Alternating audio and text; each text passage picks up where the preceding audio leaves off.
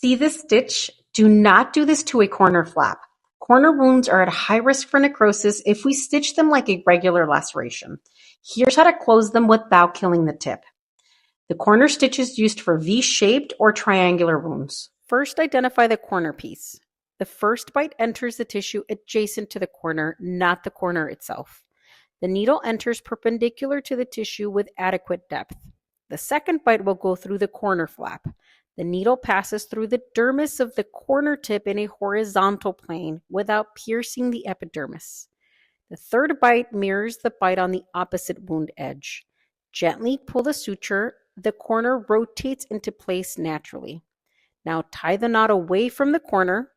Do not over tighten. This stitch easily strangulates.